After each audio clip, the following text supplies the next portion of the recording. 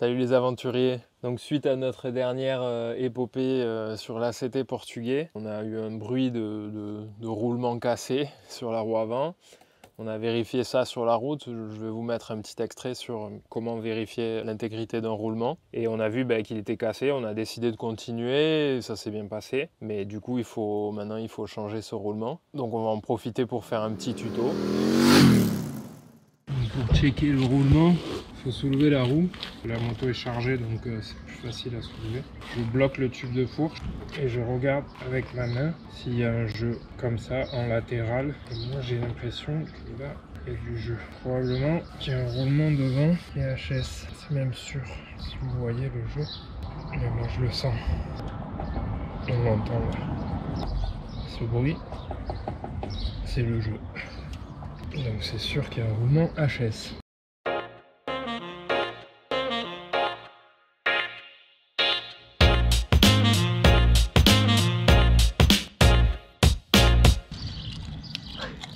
Repas typique portugais, la morue, des sardines, un roulement HS. La première partie, ça va être de retirer la roue avant de l'axe. Donc pour ça, je commence par desserrer mes étriers de frein.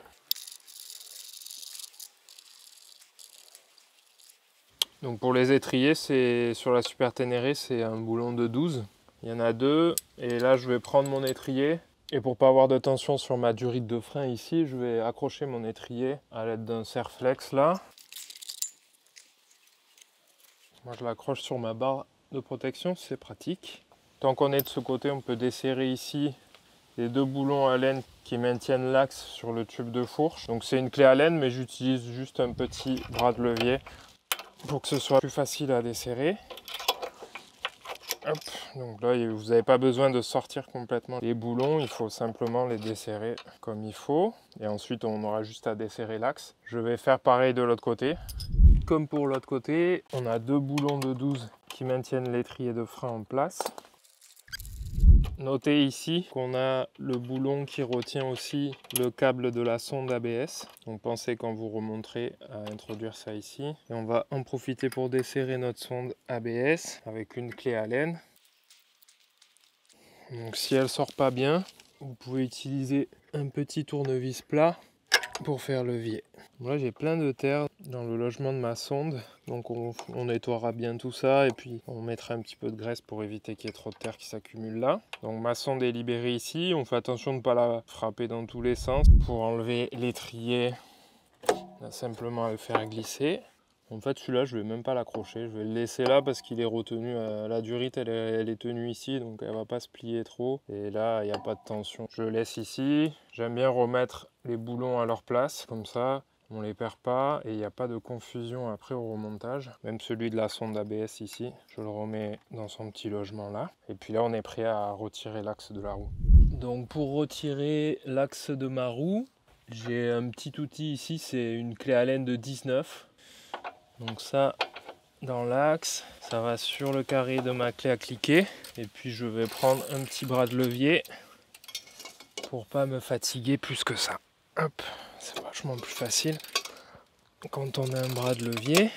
Le bras de levier, j'utilise juste ce tube en fer que je mets dans ma clé à cliquer.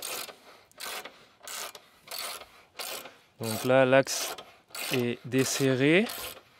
On a une entretoise ici qu'il ne faudra pas oublier de remettre à sa place quand on remontera l'axe. Et puis moi je vais utiliser ces deux briques là pour venir appuyer les tubes de fourche dessus. Une fois qu'on aura retiré la roue avant pour que la moto soit posée en équilibre.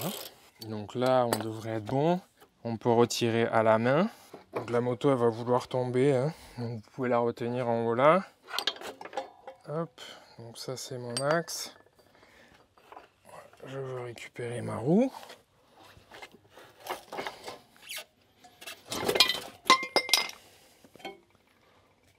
Hop. Et on vient placer la moto sur les briques.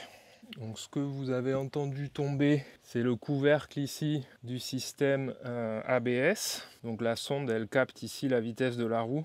Et l'autre truc qui est tombé, c'est la fameuse entretoise que je mentionnais tout à l'heure. Donc là, on a la roue avant. On va pouvoir descendre pour aller travailler au calme sur nos roulements. Ok, donc là j'ai posé ma roue sur ma bâche là pour pas que le disque de frein soit par terre. La première chose qu'on va devoir faire, c'est enlever le cache-poussière, simplement avec un tournevis cruciforme ici. Il va falloir faire levier. Hop.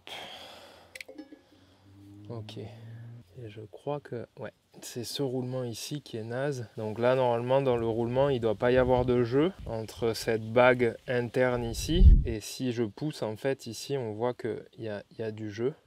Et donc ça c'est le signe que le roulement il est fatigué. Hein. Donc je pense que c'est ce roulement là qui a fait défaut. On voit bien qu'il bouge dans tous les sens. On va essayer d'utiliser cet arrache-roulement qui n'avait pas du tout fonctionné pour le bras oscillant de la moto. Mais bon, normalement, ces roulements-là, ils sont plus faciles à extraire. Donc, on va voir si ça fonctionne ou pas. Ok, donc cet arrache-roulement, comment il fonctionne? On a le roulement ici qui est aligné à une entretoise au travers desquelles l'axe passe. Donc, on va venir ouvrir ce dispositif. Là, vous voyez, il y a 4 pans. En resserrant ici, ça va ouvrir le dispositif. Et il va falloir le crocheter, en fait, grâce à ces petites collerettes là, derrière le roulement. Une fois que le roulement est crocheté, ensuite... on va utiliser ce marteau là pour retirer le roulement de son logement. On va voir si ça fonctionne ou pas. Donc moi je place mon outil à l'intérieur ici. Je vais essayer de le placer au bon endroit. Voilà, là il est au bon endroit, juste derrière le roulement. Bien serré au max pour qu'il crochette bien le roulement. Hein. Et puis ensuite on vient... Hop là. Ben ça c'est drôle. Si j'avais voulu le faire, j'aurais pas réussi.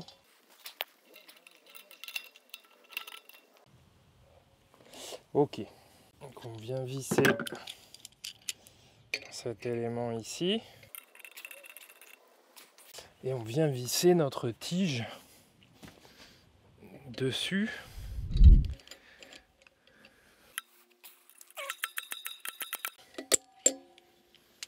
Ouais, bah, ça va être compliqué. Hein. Mes collerettes, elles sont vraiment minuscules, quoi. Donc ça crochette mal. Hein. On va quand même essayer de continuer parce que j'ai l'impression que l'entretoise de l'axe maintenant elle est mobile. Donc ça veut dire que potentiellement le roulement il a quand même bougé un petit peu. Hein. On va réessayer. Donc avec les mauvais outils, ben, on fait pas du bon travail, mais bon, il faut parfois réussir à faire avec les moyens du bord. C'est plus long, moins drôle, mais ça peut fonctionner. Donc il faut juste être patient. Bon, là j'ai agrippé à nouveau mon roulement. Je serre au max.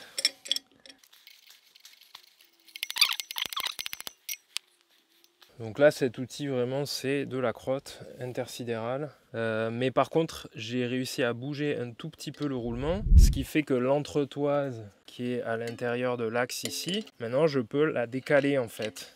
Ça va m'offrir un point d'appui ici pour venir taper le roulement. Donc je retourne ma roue. Et je viens appuyer cette tige ici, donc au moins que cet outil serve à quelque chose. Je vais utiliser la tige comme ça. Et je vais venir taper le roulement pour qu'il sorte.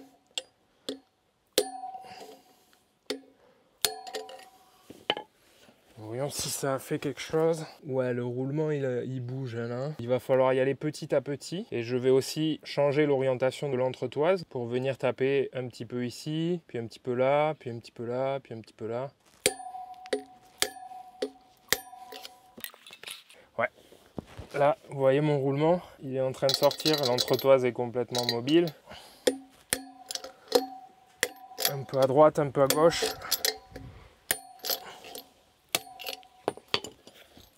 Allez, il est sorti le roulement. Ça c'est mon entretoise. Donc en fait qu'est-ce qui se passe? C'est qu'au départ, l'entretoise est complètement embutée sur le roulement. Donc vous n'avez pas vraiment de point d'appui pour faire ce qu'on a fait ici avec la tige. Le fait avec cet outil d'avoir un petit peu décalé l'espace entre le roulement et l'entretoise, ça m'a permis d'orienter l'entretoise comme ça et de venir taper avec la tige sur un des bords. Je vais essayer de vous montrer à la caméra, mais ce mouvement là, qui est pas bon, hein. Et d'ailleurs là le roulement, on voit qu'il tourne pas quoi, il tourne pratiquement pas. Bon après on a tapé dessus, donc en général quand on tape sur un roulement, on le considère comme HS. Donc là ça va être beaucoup plus facile, vu que j'ai de l'espace et je vais pouvoir faire la même chose, je vais pouvoir taper mon roulement. Donc pareil les caches poussières, une fois que vous les avez enlevés, vous voyez comme il tourne ce roulement. Celui-là il est bien hein, en vrai, mais bon, j'avoue que je sais pas si je vais le changer, il est bien. J'ai pas tapé dessus, bon je vais le changer quand même. Il a 150 000 km, j'ai l'autre, autant faire tout d'un coup. Comme tout à l'heure, je viens caler mon truc ici, une fois en bas, sur le côté, hop. Voilà, le roulement est sorti. Donc vous en profitez pour faire un bon petit nettoyage. Donc j'ai bien nettoyé ça à l'intérieur. Donc ça c'est mes anciens roulements. Pour la ref c'est 60-22, mes nouveaux roulements. 60-22 aussi. On vérifie que le diamètre soit le bon. Extérieur, intérieur, ça c'est bon. Donc pour les mettre il y a plusieurs solutions. Déjà vous pouvez les mettre au frais, au congélateur pour qu'ils se rétractent un peu. Sur la nuit vous pouvez aussi chauffer le moyeu ici avec un chalumeau pour qu'il se dilate un peu au contraire. Bon là j'ai rien fait de tout ça. Je suis un petit peu fainéant. Donc pour le rentrer, ce qui est important, bien sûr, c'est de le rentrer bien droit. On peut utiliser l'ancien pour taper dessus, mais l'idéal, c'est quand même d'avoir une douille qui va s'aligner sur la bague externe. L'important, c'est de ne pas taper sur la bague interne ici, auquel cas vous abîmeriez le roulement. Donc on a le droit de taper uniquement à l'extérieur. C'est pour ça que en utilisant l'ancien, bon, c'est bien parce que la bague intérieure est un petit peu moins large que la bague extérieure. Mais bon, moi j'ai une douille, donc la douille, ça c'est du 32 et c'est parfait pour les roulements là à l'avant. Je vais mettre un petit peu de graisse ici là dans le logement pour faciliter un peu l'entrée du roulement. Après on graissera bien le roulement. On peut mettre sur la face interne là, on peut mettre de la graisse si on veut. Et puis on vient placer le roulement ici bien à plat. On vient appliquer notre douille ici. Et puis on va tranquillement rentrer le roulement. Donc vous pouvez enlever la douille, vérifier que tout a l'air bien aligné. Et si c'est le cas, vous continuez à rentrer. Donc voilà, on n'est pas pressé, on essaye de faire ça calmement. Voilà, vous voyez, il est bien rentré. Donc voilà, là quand ça sonne comme ça, c'est qu'on est en butée. Hein. Donc là voilà, c'est fini. Hein. Le roulement il est rentré, il n'est pas abîmé, il tourne correctement. On peut être super généreux en graisse. Et puis ça, c'est mes nouveaux joints SPI. Donc la référence c'est 28-44-7. Donc 28 c'est le diamètre intérieur, 44 extérieur et 7 c'est l'épaisseur ici. Donc là, même histoire, je mets 1 tonne de graisse à l'intérieur ici, bien comme il faut. Et puis j'ai juste à venir rentrer mon SPI. Ça c'est mon ancien SPI. Je vais l'utiliser aussi pour taper un peu dessus. C'est bien là. Donc pour ce côté on est ok. Il n'y a plus qu'à installer de l'autre côté. Donc là bien sûr ce qu'il ne faut pas oublier c'est de mettre l'entretoise. Hein, parce que si vous enfilez le roulement et que vous avez oublié l'entretoise, ça va être raté quoi. Il faudra tout recommencer. Et potentiellement racheter des roulements. Donc là je mets un petit peu de graisse à l'intérieur. Je mets de la graisse aussi ici. Je mets un petit peu de graisse sur mon entretoise là. Ce que vous pouvez faire c'est utiliser votre axe ici pour aligner l'entretoise. Déjà à peu près. Donc pareil je graisse ma face intérieure du roulement. Je graisse un petit peu les côtés ici. Je place mon roulement à plat. Là c'est pas mal. Je viens placer ma petite douille. Je me mets bien à plat. Je rentre tranquillement, je vérifie que tout soit toujours bien à plat. Donc là, vous voyez, il est rentré d'un coup bien à plat, hein. C'est que là, il est bien dans son logement. Ce que je vais faire, c'est que, hop, je mets mon axe ici. Voilà, bon là, on est bien aligné au niveau de l'entretoise. Donc je vais finir de rentrer. Hop, là, on a entendu qu'il est embuté, hein. Je revérifie que mon axe passe bien. Il ne passe pas très bien. Hop, là, c'est bon. Donc là, l'entretoise est bien placée. Je remets un petit coup. Là, ok, l'entretoise est bien placée aussi. J'ai plus qu'à mettre ma petite tonne de graisse ici. Mon nouveau joint spi que je graisse aussi allègrement.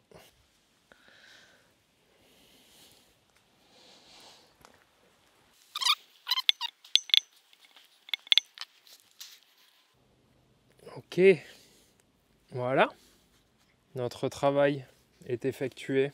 Nos roulements sont neufs. Nos joints spi sont neufs d'un côté et de l'autre. Tout est nickel. Bon, maintenant, il n'y a plus qu'à remonter la roue.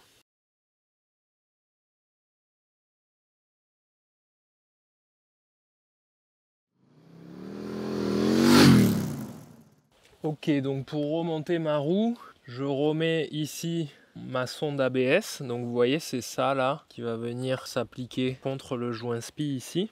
Donc là, au niveau du couvercle de la sonde, là, c'est important d'aligner cette encoche avec un petit carré qui se trouve sur la fourche du tube gauche ici. Donc là, il ne faut pas oublier non plus de glisser cette entretoise. Cette entretoise, c'est ce qui va venir sceller ici aussi le joint spi comme il faut. Donc là, on est bon. Les joints spi sont scellés et on a l'axe qui va venir passer comme ça à travers, hein. Notre axe, on va le lubrifier comme il faut. Je vais venir lever la moto avec mon épaule ici. Donc là, je viens placer mon axe. On va glisser la roue doucement dans la moto. Donc là, je suis pas mal. Donc là, je suis rentré au niveau de l'axe. Donc ce que je vérifie, c'est que ma sonde là, elle soit bien comme il faut. Donc je viens tourner ici la sonde. Voilà, pour qu'elle s'enclenche comme il faut. Une fois qu'elle s'est enclenchée ici, je viens passer mon axe. Ok, donc là, l'axe est passé. L'entretoise est au bon endroit ici. Je vais vous montrer de l'autre côté cette encoche. Donc ici, c'est l'encoche dans laquelle la fourche doit s'enclencher là. Donc ça, c'est le plus important. Et ici, là, on voit bien qu'on a notre entretoise. L'axe est passé. Donc là, on est bon. Maintenant, on va réinstaller les étriers. Donc là, de ce côté, je ne vais pas serrer complètement l'axe. Je vais déjà le serrer un petit peu. On va replacer l'étrier. Donc l'étrier, a priori, si vous n'avez pas actionné le frein, il devrait rentrer facilement autour des plaquettes. Donc moi, je graisse toujours tout en fait, parce que sinon, il y a tout le temps de la rouille. Donc c'est bonne pratique de toujours tout graisser. J'enlève le Serflex. Donc pas besoin de les couper, les Serflex, vous pouvez les réutiliser. Il faut juste glisser quelque chose de pointu, hop, pour enlever le verrouillage. Pour repousser mes pistons ici, d'ailleurs, il va falloir que je m'occupe de mes plaquettes, hein. Donc je repousse un peu à l'aide d'un tournevis là, hop. Donc là, comme ça, elle rentre facilement sur le disque. Et puis je viens placer mon étrier. Donc même chose ici, je vais serrer, pas complètement, juste embuter, et puis ensuite on va bien aligner la roue avant de tout serrer comme il faut. Ok, donc là ça tient, c'est pas serré complètement. De l'autre côté, même histoire. Donc je vais réinstaller ma sonde ABS. Comme il y avait un petit peu de terre qui était rentrée là. Donc d'abord j'ai bien nettoyé mon couvercle. Je vais bien nettoyer la sonde ici. Et je vais mettre un petit peu de graisse là. Pas sur la sonde directement, mais juste sur le plateau là pour faire une meilleure étanchéité. Bien sûr, je graisse aussi ma petite vis ici. Et puis, on vient rentrer la sonde dans son logement. Et on vient placer notre vis ici. Et on va resserrer ça. Donc ça, vous pouvez le serrer pour de bon. Donc faites en sorte qu'il soit bien plaqué partout. Hop, et vous le serrez comme il faut, mais pas trop fort, hein. Hop, comme ça c'est suffisant, hein. Donc là on est bon pour la sonde. On va venir remettre notre étrier de frein gauche. Donc même histoire, je repousse les pistons avec un tournevis ici. Hop. Donc là vous voyez l'état de mes pistons et de mes plaquettes. Il faut que j'aimerais bien faire une réfection de l'étrier, donc changer les pistons et les joints en même temps que les plaquettes parce qu'ils sont bien rouillés et c'est vrai que c'est pas top. J'essaierai de faire ça dans une prochaine vidéo. Donc j'ajoute bien de la graisse encore sur mes vis. Je viens placer mon étrier, le disque entre les plaquettes. Hop. Et j'oublie pas ici en haut de verrouiller ma sonde ABS. Donc même histoire ici, on se met en butée. Et quand on aura aligné la roue correctement, on viendra effectuer les derniers serrages. Ok, donc pour bien aligner tout comme il faut sur ma roue avant, je vais pomper hop, mes plaquettes contre les disques et je vais actionner la fourche. Donc j'utilise ma béquille centrale, hop, je fais quelques mouvements là. J'ai le frein bloqué avant. Voilà. Et puis là, on peut tout serrer comme il faut. Je bloque d'abord l'axe comme il faut. Ok. Donc là, j'ai deux vis à laine. On va en serrer une, celle qui est la plus proche de la roue en premier. Voilà. Assez fort à la main comme ça. Ensuite, je viens serrer assez fort à nouveau la vis extérieure. Et je reviens serrer la vis intérieure parce que du coup, elle s'est un peu desserrée. Donc voilà, c'est pas, il n'y a pas besoin d'y aller comme un idiot. Ça tient, hein. Maintenant, je resserre mes étriers de frein. Ici, même histoire, pas besoin de serrer très très fort. Comme ça.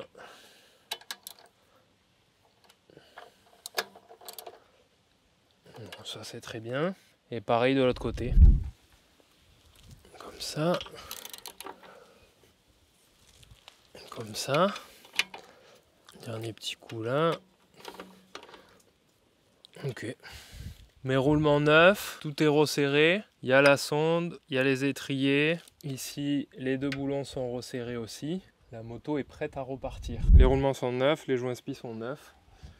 Donc voilà, peut-être la prochaine fois on fera un tuto sur le remplacement des roulements sur la roue arrière. Je les ai depuis presque 2 ans. Je les avais achetés au Chili quand on a été en Amérique latine. Et puis bon, ils ne nous ont jamais cassé. Donc j'avais un rechange, mais c'est la première fois qu'on s'en sert là. Donc voilà, j'espère que ce tuto vous aura aidé et vous aura motivé à faire cette opération vous-même la prochaine fois que vous en avez besoin. Allez, salut les aventuriers!